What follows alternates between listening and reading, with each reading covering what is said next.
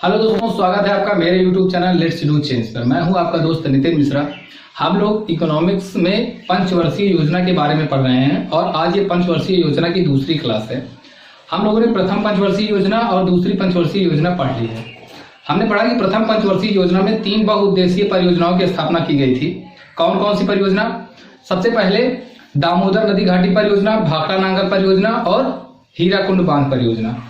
उसके बाद दूसरी पंचवर्षीय योजना में 3 लौह इस्पात केंद्रों की स्थापना की गई थी। कौन कौन से? राउरकेला, भिलाई और तीसरा दुर्गापुर। ठीक है, अब हम तीसरी पंचवर्षीय योजना पढ़ रहे हैं।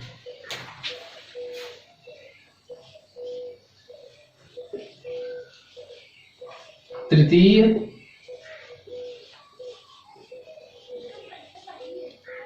पंचवर्षीय योजना। पहले पंचवर्षीय योजना का कार्यकाल समय कब से कब तक था? 1951 से 1956 तक। दूसरी पंचवर्षीय योजना का 1956 से 1961 तक और तीसरी पंचवर्षीय योजना का कब से कब तक होगा? 1961 से 1966। ठीक है दोस्तों, तो तीसरी पंचवर्षीय योजना किस मॉडल पर आधारित थी? किस मॉडल पर आधारित थी? सुखमय चक्रवर्ती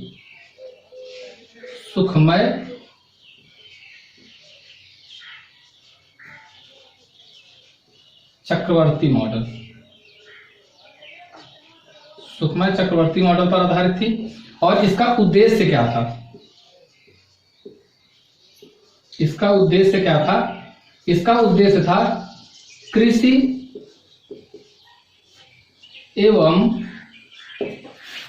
एवं उद्योग क्षेत्र को मजबूत करना। क्यों? ताकि भारत की जो अर्थव्यवस्था है वो क्या हो सके? आत्मनिर्भर बन सके। भारतीय अर्थव्यवस्था को आत्मनिर्भर बनाने के लिए कृषि एवं उद्योग क्षेत्र को और मजबूत किया जाए, ऐसा इस पंचवर्षीय योजना का उद्देश्य था। इसमें जो आर्थिक वृद्धि दर रखी गई, आर्थिक वृद्धि दर जो लक्ष्य था वो 5.6% का था और जो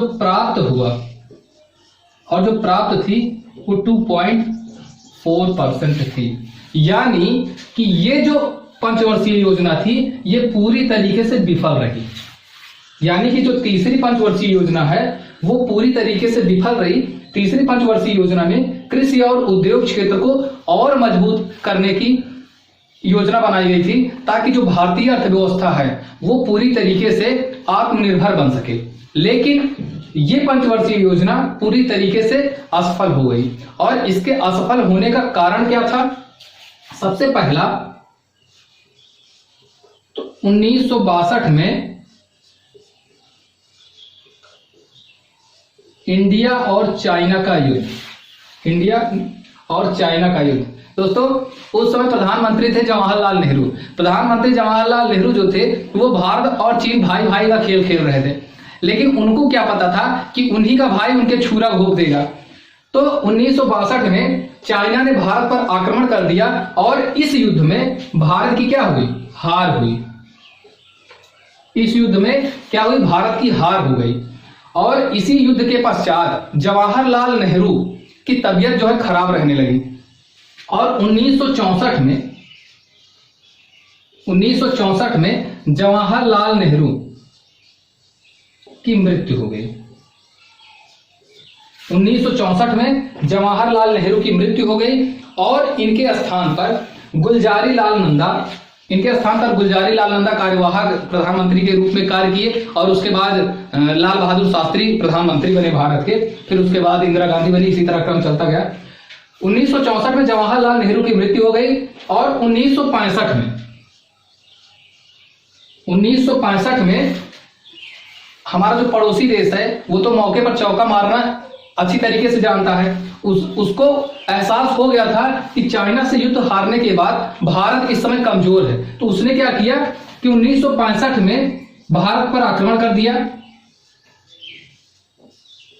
और 1965 में एक और युद्ध हुआ भारत और पाकिस्तान के बीच में, लेकिन पाकिस्तान ने भारत को हल्के में ले लिया। यही उसकी सबसे बड़ी गलती थी। और इस युद्ध में परिणाम क्या हुआ कि भारत की जीत हुई। लेकिन अब क्योंकि दो लगातार 2-3 साल के अंतराल पर भारत को इतने बड़े पैमाने पर युद्ध झेलना पड़ा, इसलिए ये जो तीसरी पंचवर्षीय योजना थी और इसके दरमियान जो उद्देश्य यानी कि जो टारगेट तय किया गया था भारत के द्वारा, वो क्या हुआ, वो प्राप्त नहीं हो सका और ये पंचवर्षीय योजना विफल रही। कहते हैं ना कि जब मुश्किल आती है तो लगातार आती ही रहती है। मुश्किलों की ये बहुत अच्छी पहचान है कि जब मुश्किलें आना शुरू होती हैं तो लगातार आती ही जाती हैं। और यही चीज उस दौरान भारत के साथ हुआ था। 1962 में भारत चाइना युद्ध हुआ, फिर 1964 में भारत के प्रधानमंत्री जी की मृत्यु हो गई और 1965 में भारत पाकिस्तान का युद्ध हुआ और 1965-66 में ही 1 मिनट दोस्तों,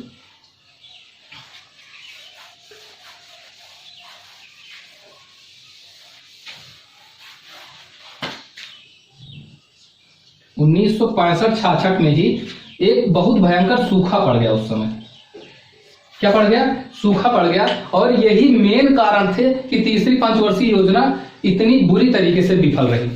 ठीक है दोस्तों। और तीसरी पंचवर्षीय योजना के दौरान ही 1964 में बोकारो लौह इस्पात कारखाना की स्थापना की गई। बोकारो लौह इस्पात कारखाना की स्थापना की गई थी। कहां पर, झारखंड में। कहां पर, झारखंड में। और किस देश की सहायता से, यूएसएसआर, रूस की सहायता से। ठीक है। तो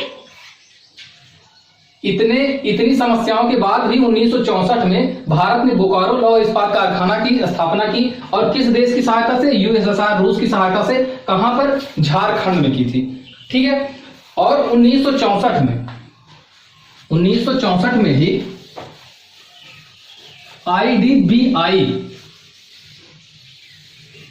आईडीबीआई की स्थापना की। कब, 1964 में IDBI, industrial bank of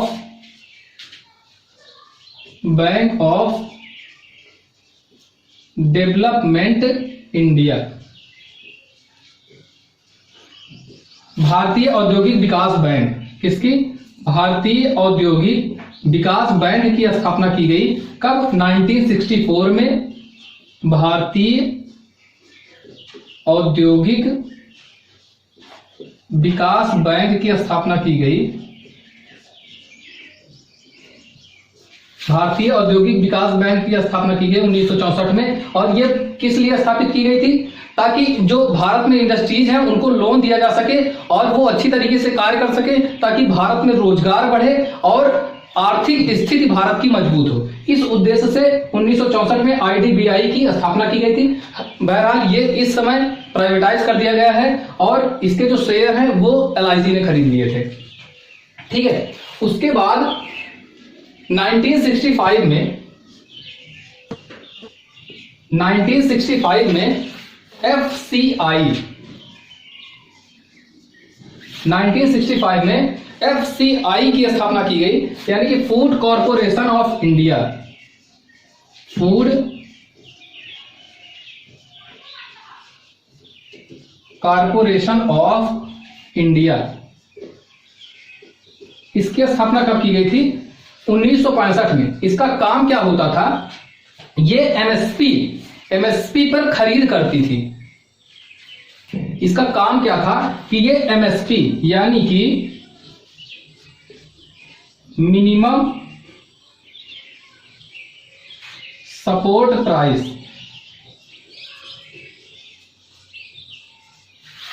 Delhi police ने एमएसपी का फुल फॉर्म पूछ लिए थे, मिनिमम सपोर्ट प्राइस। ये एमएसपी पर फसल की क्या करती थी, खरीद करती थी। कौन, एफसीआई यानी कि भारतीय खाद्य निगम।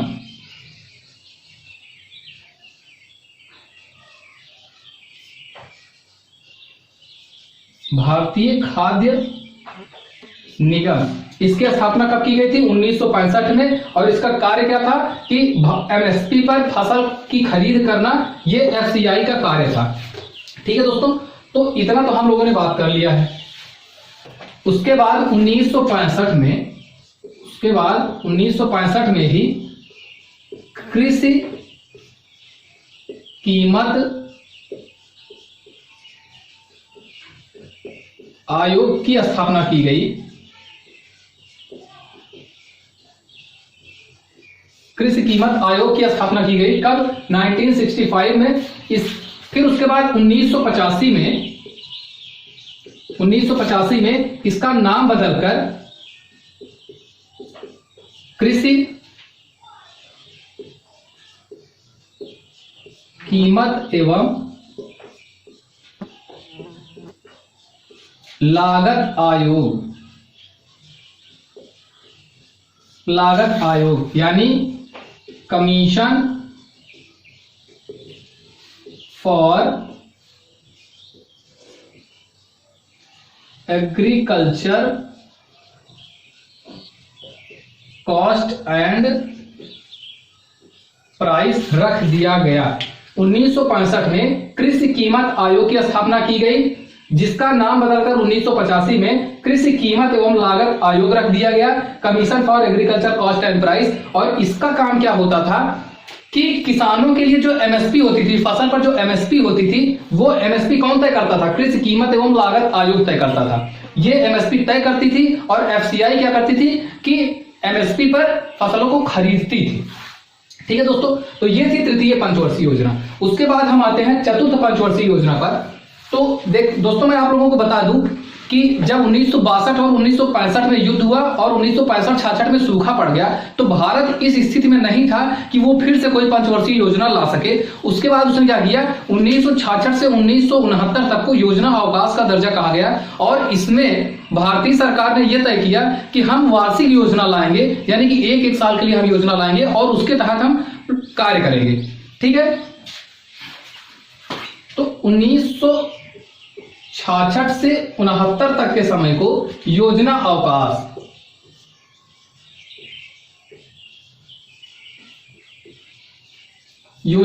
कहा जाता है, यानी कि प्लानिंग हॉलीडे कहा जाता है इसको। और इसमें क्या कहा गया था? इसमें कहा गया था कि वार्षिक प्लान लाएंगे।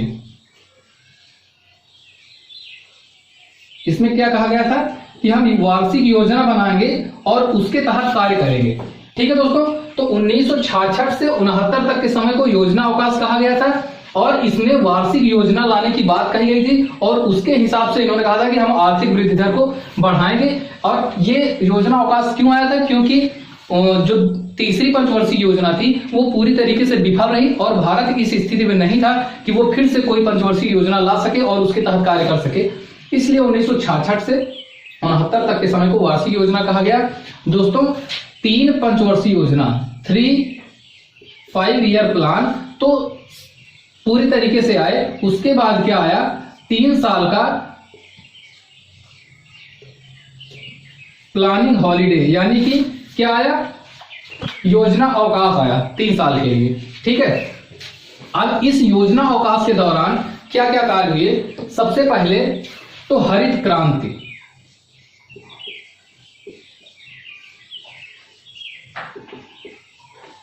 हरित क्रांति की शुरुआत योजना अवकाश के दौरान हुआ था। अगर मैं आप लोगों से पूछूं कि विश्व में हरित क्रांति के जनक कौन है?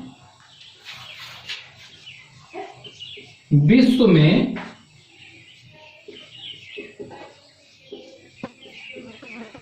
हरित क्रांति के जनक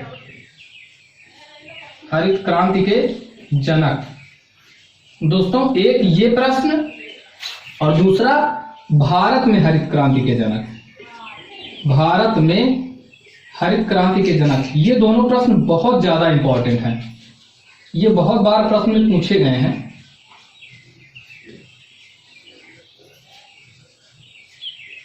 विश्व में हरित क्रांति के जनक कौन है? Norman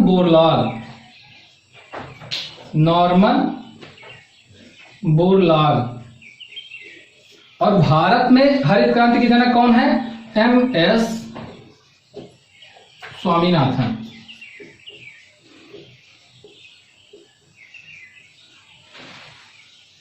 most important question. तो 1966 से 69 योजना अवकाश के दौरान हरित क्रांति की शुरुआत हुई और विश्व में हरित क्रांति के जनक कौन थे? विश्व में हरित क्रांति के जनक थे नॉर्मन बोरलॉग, और भारत में हरित क्रांति के जनक कौन थे? एमएस स्वामीनाथन। ठीक है दोस्तों। और जो हरित क्रांति थी इसमें किस फसल पर ज्यादा जोर दिया गया था? तो गेहूं और धान। गेहूं और धान में सबसे ज्यादा वृद्धि दर्ज की गई थी और हरित क्रांति से सबसे ज्यादा प्रभावित राज्य कौन सा था? पंजाब। ठीक है। तो हरित क्रांति के बारे में जब हम लोग एग्रीकल्चर पढ़ेंगे तो उसमें डिटेल से हम लोग पढ़ेंगे। हरित क्रांति पर मैं एक अलग से वीडियो बना दूंगा छोटी सी, जिसमें आप लोगों को हरित क्रांति के बारे में एकदम अच्छे से बताऊंगा, क्योंकि हरित क्रांति पर बहुत ज्यादा क्वेश्चन आते हैं हरित क्रांति से संबंधित। उसके बाद हम बात करते हैं चतुर्थ पंचवर्षीय योजना। चतुर्थ पंचवर्षीय योजना, चतुर्थ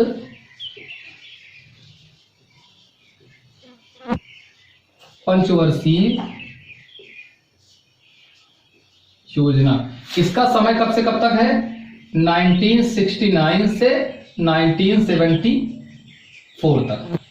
इस समय देश की प्रधानमंत्री कौन थी? इस समय देश की प्रधानमंत्री थी इंदिरा गांधी जी। ठीक है। तो ये किस मॉडल पर आधारित है? इसका उद्देश्य क्या है? और आर्थिक वृद्धि दर, आर्थिक वृद्धि दर, और इसमें कौन कौन से कार्य किए थे, हम इसके बारे में चर्चा करेंगे। तो सबसे पहले अगर हम बात करते हैं कि ये किस मॉडल पर आधारित थी, तो डी आर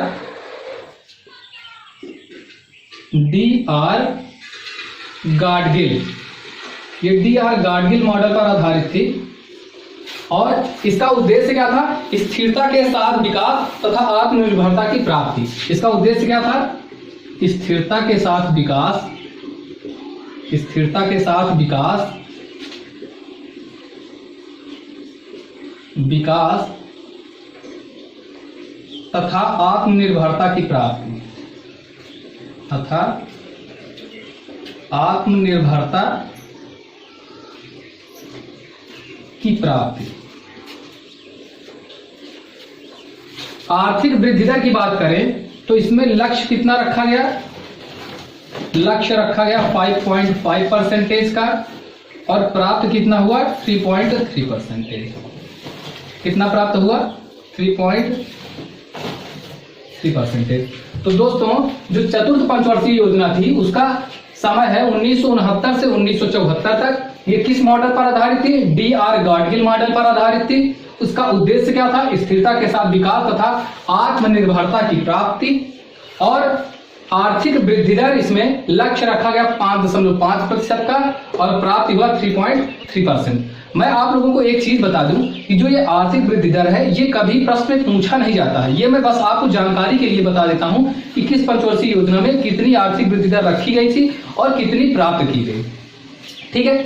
तो इसमें कार्य क्या किया गया? 19 जुलाई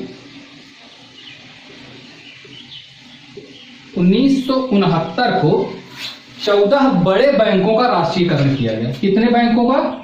14 बैंकों का राष्ट्रीयकरण।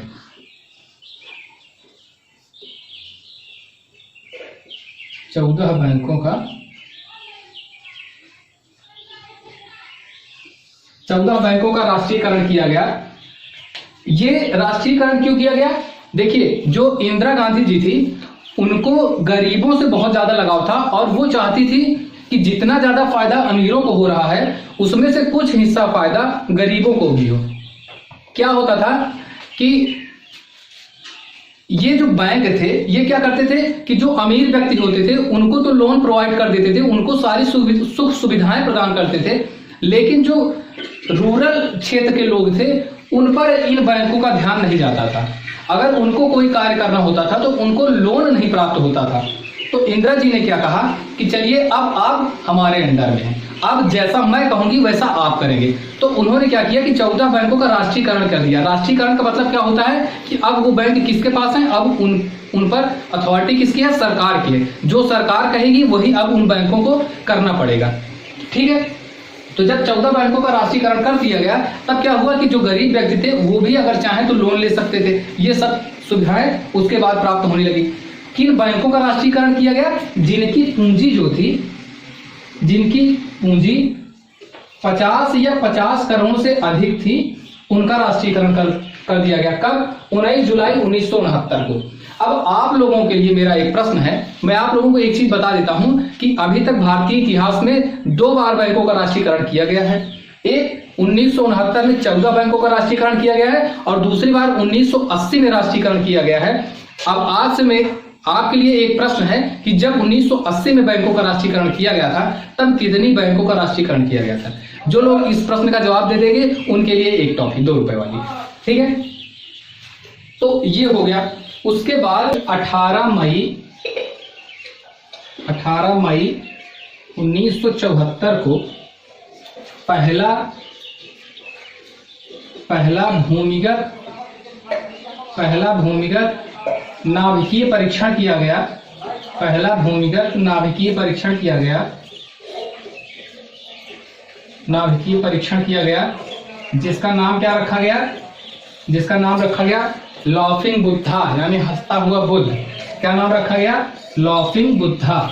ठीक है, और इसी चतुर्थ पंचवर्षीय योजना के अंतर्गत परिवार नियोजन कार्यक्रम लाया गया था कि जिससे कि जनसंख्या पर थोड़ा सा नियंत्रण रखा जा सके। आप सोचिए कि परिवार नियोजन कार्यक्रम कब लाया गया था, जब इंदिरा जी प्रधानमंत्री थी। उसके बाद भी आज हमारे देश की जनसंख्या 135 करोड़ से ऊपर है। अगर ये परिवार नियोजन कार्यक्रम ना लाया गया होता तो हम लोग चीन को क्रॉस कर चुके होते। आप लोगों को पता है कि इंदिरा जी के एक बेटे थे संजय गांधी, उन्होंने लगभग 60 से 62 लाख लोगों को नसबंदी करा दी थी। उसके बाद भी हमारे देश की जनसंख्या इतनी है। तो ये थी चतुर्थ पंचवर्षीय योजना। अब हम लोग 5वीं पंचवर्षीय योजना के बारे में कल पढ़ेंगे। अगर आप लोगों को हमारा ये वीडियो पसंद आता है, हमारा कंटेंट आपको अच्छा लगता है, हमारा पढ़ाने का तरीका आपको अच्छा लगता है, तो प्लीज हमारी वीडियो को लाइक करें, हमारे चैनल को सब्सक्राइब करें और ज्यादा से ज्यादा लोगों तक हमारी वीडियो को शेयर करें। थैंक यू सो मच दोस्तों।